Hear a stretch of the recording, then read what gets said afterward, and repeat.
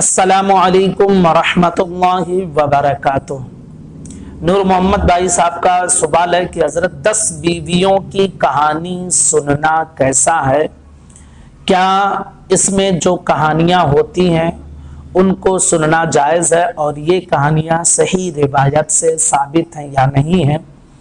इंशाअल्लाह इस वीडियो में हम इन सारी बातों को हम क्लियर करेंगे। गुजारिश है इस क्लिप को अच्छे से ध्यान से सुन लें और चैनल को सब्सक्राइब ना किया हो तो चैनल को ज़रूर सब्सक्राइब कर लें। देखिए, 10 बीवियों की कहानी के मुतालिक जो किताब है तो उसके मुतालिक जो मैंने जानकारी ली है वो ये है कि आम तौर पर उसमें जो वाक़यात और जो कहानियाँ लिखी गई हैं वो मनगढ़ंत कहानियाँ हैं और हवाले का कोई अता पता नहीं है कि कहाँ से वो वाक़यात लाए गए हैं। दूसरी चीज़ कि लिखने वाले का नाम तक भी नहीं मालूम है कि ये कहानियाँ लिखा किसने है, इस किताब में जमा किसने किया। राइटर लेखक का कोई पता है ही नहीं कि किसने ये किताब लिखी है। जब उसका पता नहीं है और किताब में मौजूद जो कहानियाँ हैं तो उनका भी पता नहीं है, तो अब जाहिर सी बात है कि इस तरह के मनगढ़ंत कहानियाँ और इस तरह की बातें शरीयत इस्लामिया में इसकी कोई इजाज़त नहीं है।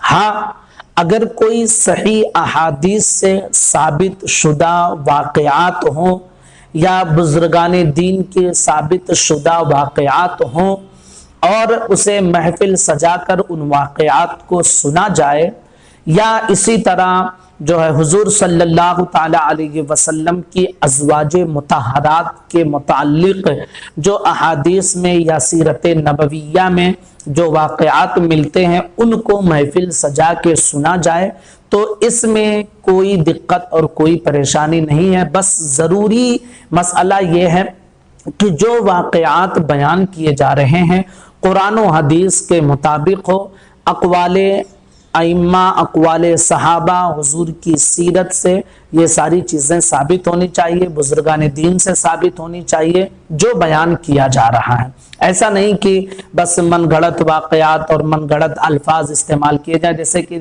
10 बीवियों की कहानियों में हज़रत फ़ातिमतुज़ ज़हरा रज़ी अल्लाह ताला अन्हा के मुतालिक वाक़यात बयान किए जाते हैं, लकड़हारे का और न जाने किसका किसका, और उसमें हज़रत फ़ातिमा का मौजज़ा लिखा गया है। तो मौजज़ा तो सिर्फ़ नबी के मुतालिक है कि नबी से मौजज़ा हो सकता है और मौजज़ा किसी और से नहीं हो सकता है।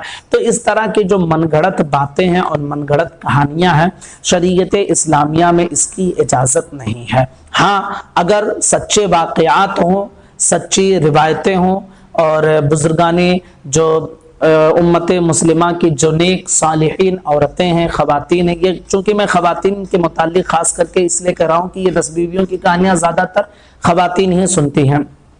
तो हुजूर की अज़वाज मुतहरात की सीरत तय्यबा, हज़रत फ़ातिमा की सीरत तय्यबा, हज़रत नफ़ीसा मिस्री की सीरत तय्यबा है, हज़रत राबिया बसरी की है। इस तरह जो मुत्तक़िया औरतें गुजरी हैं, वलिया औरतें, सहाबिया औरतें, उनकी ज़िंदगी के साबित शुदा वाक़यात अगर आप बयान करके मजलिस सजाएं, नियाज और फातिहा का एहतमाम करें तो बिलाशुबा ये जायज़ है।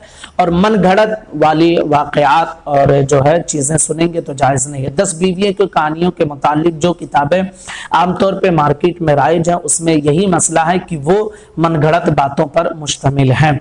हमारे कुछ उलमाए किराम ने, जैसे कि हमारे जो है एक साथी हैं मौलाना शाहिद रज़ा नजमी अज़हरी, उनके वालिद मोहतरम मौलाना सिराजुल क़ादरी बहराइची, उनकी किताब जो है सच्ची कहानी के मुतालिक औरतों के मुतालिक आई है।